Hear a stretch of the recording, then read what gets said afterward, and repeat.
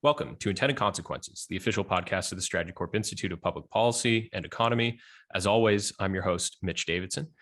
Today, for our season 4 premiere, we're going to have a conversation about labor, how COVID has changed the way we work, the way we think we're going to work in the future, and how to address the demands for workers in our economy, specifically in Ontario. So to have that conversation with me today, I'm joined by Ontario's Minister of Labour, Training and Skills Development, the Honourable Monte McNaughton. Minister McNaughton's been in this post for about 2.5 years now. Prior to that, served as the Minister of Infrastructure, and of course, this whole time has been serving as the MPP for the riding of Lambton, Kent, Middlesex in southwestern Ontario since 2011. Minister McNaughton, thanks for coming on the program today. Mitch, great to be with you again.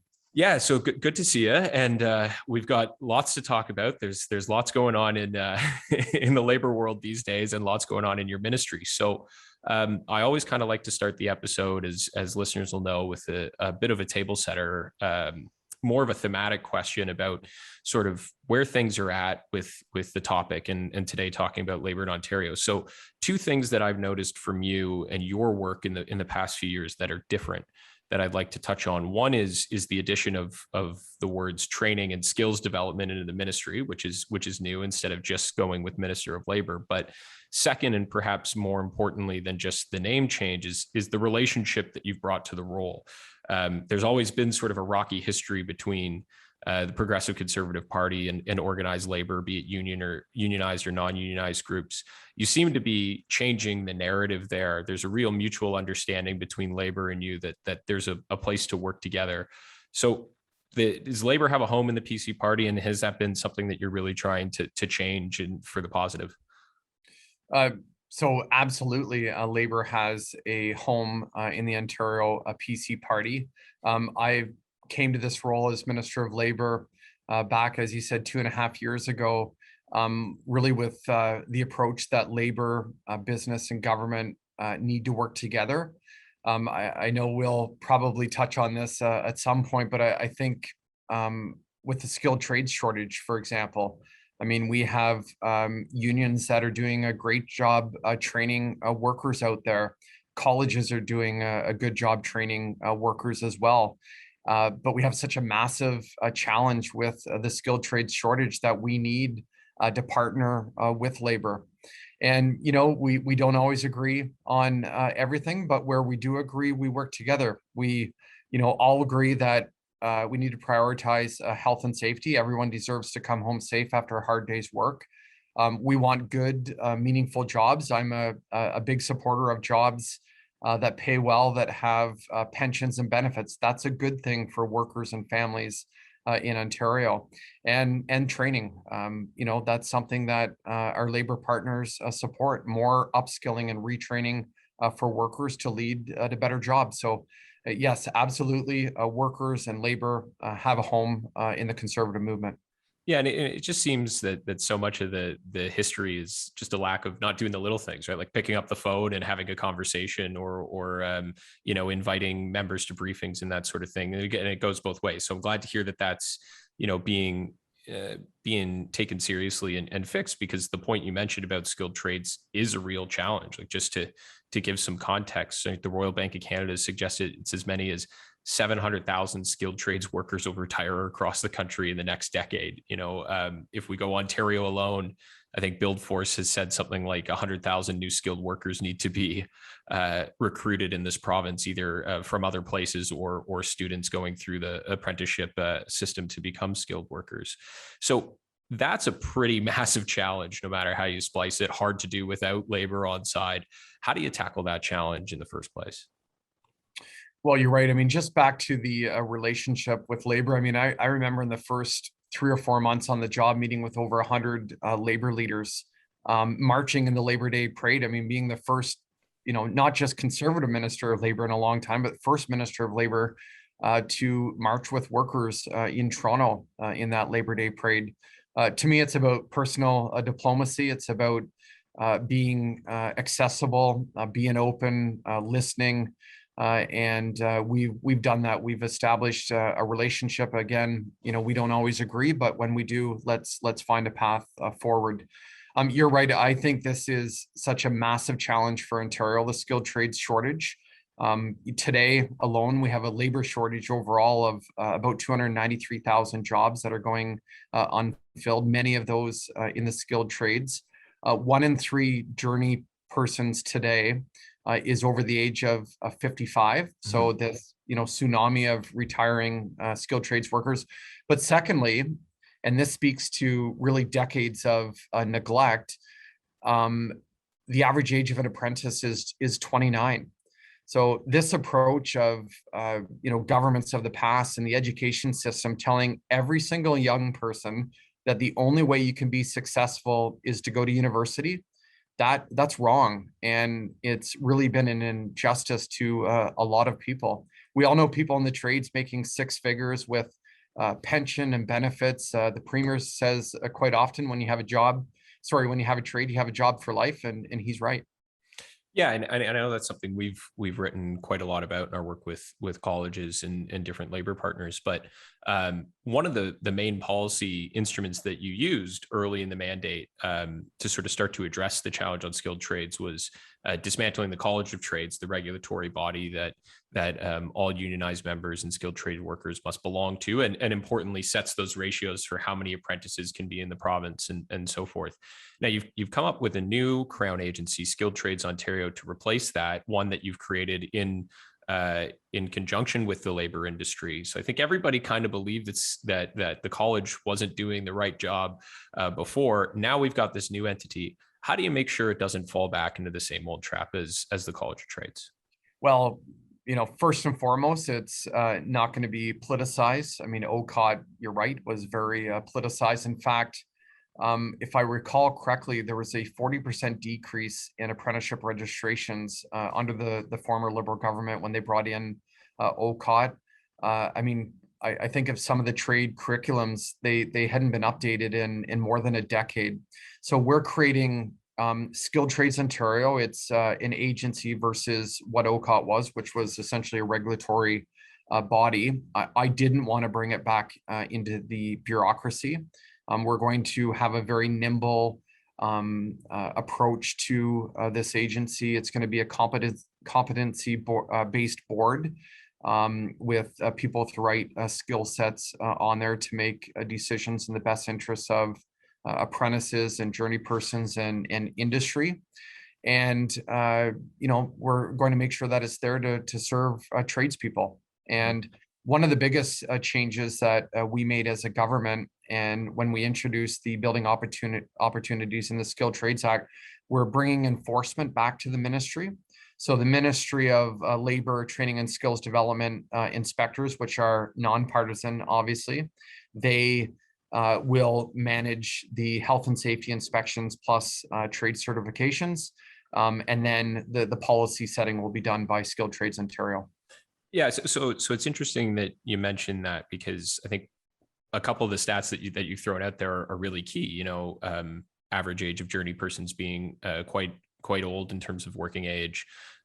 Same with the average age of the apprentice. But one of the other ones that Ontario has struggled with historically is apprentices seem to drop out of the program at a pretty high rate. And that's largely chalked up to the labor demand being so high that they get offered good money to go work as a general laborer instead of having to finish their program. So one of the ways to solve for that, obviously create a better process. Sounds like you're well on top of that. But also making sure that you've got enough apprentices going through the program. You've done a lot so far on trying to recruit people to the skilled trades. What do those efforts look like? And do you have any early sort of success or reporting on how those are going to get people to sign up to become skilled trades professionals in the future? Yeah, absolutely. I mean, it's all hands on deck from across government. We've worked really closely with the Ministry of Education to begin introducing the skilled trades as early as grade 1.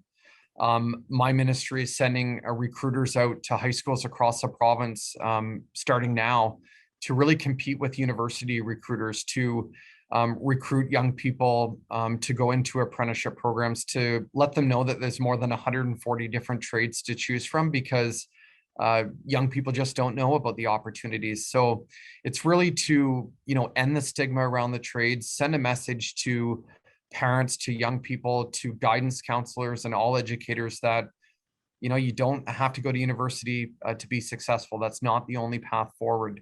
When we talk about the age of apprentices, it's interesting. I was down at Centennial College not that long ago with the Premier and MPP Midas, a great college. They do a lot of automotive technician courses there. And I was just amazed. I met a number of the apprentices, and I would go to their like workbenches, and each of them basically said the same story. I graduated from the U of T in, a certain program. I took business admin. So like they rack up all this debt, and then they decide afterwards they want to go into the trade. So it's really about, promoting the opportunities earlier, letting them be aware of it, and the pathways to get there. Yeah, it's a great point, because I was going to say, like, anecdotally, I can tell you of a number of friends that have done similar paths, and there's something to be said about efficiency for the taxpayer here too, because they're going to public institutions in Ontario, they're getting OSAP tuition support, and then, like you said, they're indebting themselves in some capacity as well. So if we can avoid 6, 7, 8 years of post-secondary and make it 3, 4, 5 more targeted, get you into the labor force earlier, better for the individual, better for the economy. So a great point all around. But one thing that has changed, so to segue a bit, because there's more than just skilled trades going on in your ministry, and I want to make sure that we spend a portion of the podcast talking about your new piece of legislation. So before we get to the legislation itself, dealing with the COVID pandemic and how it's changed the way we work. I mean, we're recording this podcast from my apartment, which is different than how we used to do it. As an example, you created an Ontario Workforce Advisory Committee to give you some expert advice on the changing labor patterns. They've been working closely with you, manifested into this new legislation. How important was it to go and get sort of outside expert analysis about how the pandemic's changing the way that work is happening in Ontario? Well, certainly really important. I remember, we launched this at the end of spring or the beginning of this summer. Yes, we all know that the future of work is changing. It's changing as we speak, as you mentioned.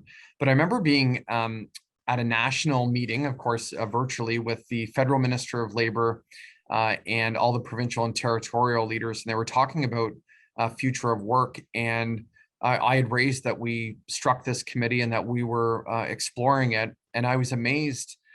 Almost all the other ministers from across the country said, we'll wait to see what you do and what Ontario does and how they make out. And I'm thinking to myself, like, things are changing quickly. We need to be on this. So I am excited that Ontario is leading the way. And we've got a number of significant changes coming forward.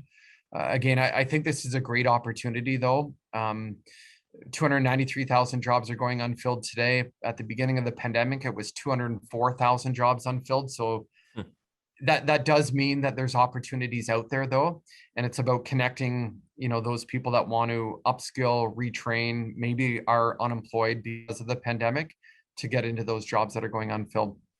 Yeah, and part of the legislation, because I think that those retraining, making sure that, just because there's people who are looking for work and employers that are looking for employees, doesn't mean that that's the perfect fit. They have to have the right skills. So the training part is definitely part of it. But another key part is making sure that those positions are respecting the worker in the first place. And, you've just introduced a piece of legislation, and I'll throw the "if passed" tagline on it because it's not yet passed, but a piece of legislation that has a number of pro-worker reforms in it.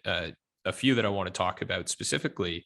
You mentioned an ability for delivery drivers and those working in that sort of gig economy to make sure that they have access to washrooms of places that they're picking up and delivering packages, not private residences, but the businesses. Seems like a bit of a no-brainer. and the other one about a right to disconnect, and making sure that companies have a policy in place for employees who work long hours or after traditional hours. So for some, that might seem a bit of government intervention. You could even say it's additional regulation, but at the same time, it's sort of putting that balance in place between the worker and the employer. So, why was it important to do a pro-worker piece of legislation, and how are you balancing between the employer and the employee in this bill? Well, again, I think we have an opportunity to build a better province coming out of this pandemic. And my mission is really to rebalance those scales to make sure that workers are earning bigger paychecks and have better protections in place. The bathroom access piece, I think, it's unfortunate that government has to bring forward a law to ensure that delivery drivers have access to bathrooms at commercial buildings. But we saw during the pandemic, these heroes, these truck drivers, these app-based food delivery drivers delivering food and necessary medical supplies and not having access to washrooms. So that was a common sense injustice that we had to fix, a common sense fix for that injustice is what I should say. The right to disconnect, the lines between personal life and work has been blurred by the pandemic. I mean, I'm sure, Mitch, you're not working 8 till 4 or 9 to 5 at home. So really it's just to recognize that those lines have been blurred, to ensure that there's transparency and that employers are upfront with employees on when they should be on their mobile device, or answering phone calls, or responding to emails. I mean, it's pretty easy to transition into working 24 hours a day, 7 days a week from home. You and I have been there, and countless other people across the province. So it's to bring in, that policy in companies with over 25 employees. Mm-hmm. And so the other 25 employees is an important part as well, because obviously this is something that, small businesses, if there's only 3 or 4, emergencies happen and that sort of thing. So important to have that distinction. But one of the other ways that you've added balance to the piece of legislation that I've seen is about the WSIB premiums. So you made an announcement about employers that have good public safety track records being able to get a reduction in their premiums, actually a sort of a refund, I guess I would say, of some of the premiums that have been paid over time. Not only does it seem like, a fair reward for those good actors, but the sort of idea of risk-based assessment. So going after bad apples and rewarding people with good track records, is that something that's, an important principle to ministry, something we might see more across the government in the future as well? I certainly hope so. This was one of the first things that I did as Minister of Labor, was to bring in a market-driven approach, using WSIB premiums as incentives to increase and improve health and safety for workers is good for business, and it's good for workers. With the WSIB, I mean, it was only a decade ago or so that the place was really on the brink of bankruptcy. It's been turned around. Now we have an opportunity to drive even more change within the system. So we have about $6.1 billion worth of surplus at the Workplace Safety and Insurance Board. Of course, that money belongs to employers out there, and it's there to help injured workers. So we've got a system in place that is sustainable for generations of workers to come. They'll get their payments, and employers are going to have lower premiums if they improve their health and safety record. So we're moving forward with really a formula to get those premiums reduced going forward, and getting that money back to employers. Yeah, it's sort of like a take what you need and leave the rest idea, right? And I think that's bringing some sensibility to how much WSIB collects and how much is needed for workers. So maintaining that level while making sure that it's making it cheaper to do business in the province, because ultimately that means higher revenues and more jobs and more employment, right? Yeah, absolutely. I mean, I see this as probably the biggest tax cut that we can deliver to, in particular, small businesses, but all employers across the province. And it's coming at a great time after the last 19 months that we've been through. This money back in small businesses or local communities to create jobs, give bigger paychecks to workers, and improve health and safety programs. It's well timed. Yeah.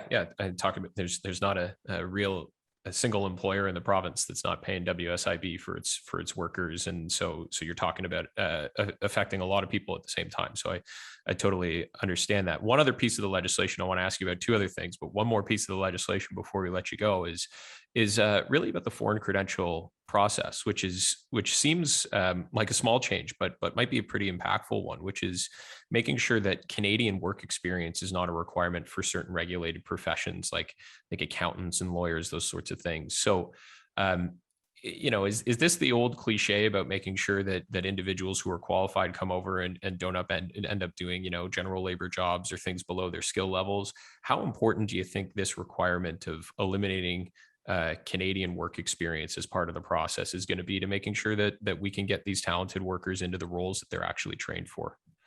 Well, there's a great report done recently by Scotiabank that says if we don't fix this problem, it's going to cost the Ontario economy up to $25 billion every year for the next 5 years. But most importantly, these new Canadians that are here in Ontario, I mean, only 25% of them are actually working in careers that they've studied for, that they have trained for. So it really is an injustice to those workers. I want to spread opportunity more widely and fairly. I want workers earning bigger paychecks, not, really not using their talent to the maximum benefit that they could. We all know, those architects and accountants and lawyers that are driving for Uber or driving taxis. Will be the first province in the country to address this. We're, pushing the regulatory bodies to bring about change. We've done lots of consultation on this, but it's long overdue. It's a win for immigrants. It's a win for their families. But overall, it's a great win for Ontario and Canada.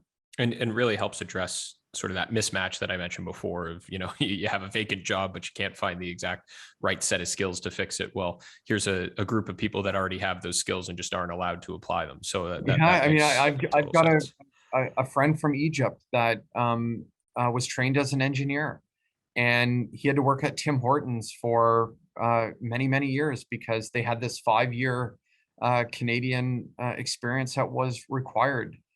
So again, we're pushing hard. We're going to legislate changes and rectify this situation. And I would think that other provinces will follow suit. Yeah, so it sounds like a very comprehensive package, and when passed, we will, if passed, when passed, we'll see the results of that bill hopefully in due course. So, I got one final question for you before I let you go. You know me, being from rural Ontario, in between Barrie and Aurelia, you're a rural minister and a rural MPP. So I got to ask you, as something that is a big priority to me, when we talk about the future of work, we talk about how COVID's changed workforce trends. One of the things it's allowed people to do is work from home on either a full-time basis or a much more regular basis. And that means they can live in different parts of the province, including in your riding or in my hometown, and still technically work for businesses that are located in Toronto or Ottawa or major urban centers where there's been growth. As a rural minister, I can imagine maybe it creates some interesting opportunities in your hometowns, also perhaps pressures on home prices and those sorts of things. Do you think this is a trend that's here to stay? Is it something that you're worried about or perhaps excited about as both labor minister and a minister representing a rural part of the province? I think this is a great opportunity for small town Ontario. I mean, I'm from Newbury, population 400 people. But I see in our small towns the population growth that's happening. It's great because there's young families moving into our communities now. They can work from home. The broadband expansion, I mean, $4 billion, the largest in Canadian history, is great, getting broadband to connect those communities. But with more families moving in, it means more families using our local arenas. Our schools are filling up.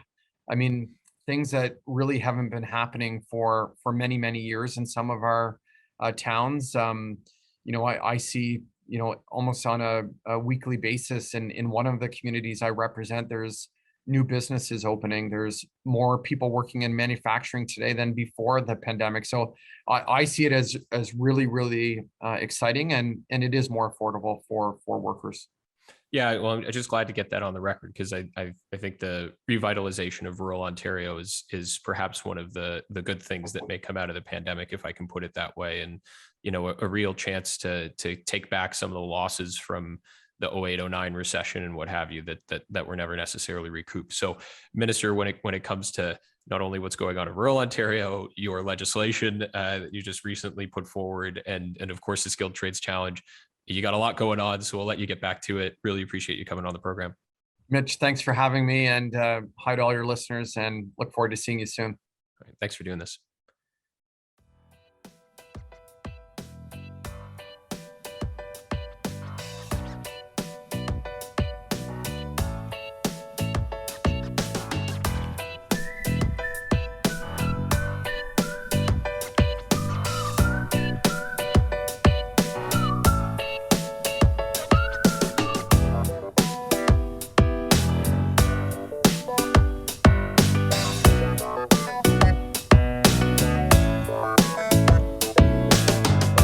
Thank you for listening to Intended Consequences, the official podcast of the Strategy Corps Institute of Public Policy and Economy, produced by Sarah Bordeaux and myself. The views expressed during this podcast are not necessarily the views of Strategy Corp. All rights to this episode are reserved, and guests on the podcast may be current or past clients of Strategy Corp. To find out more about the Institute and to subscribe to our written material, or to find past episodes of the podcast, please visit our website at www.strategycorp.com/institute. Until next time.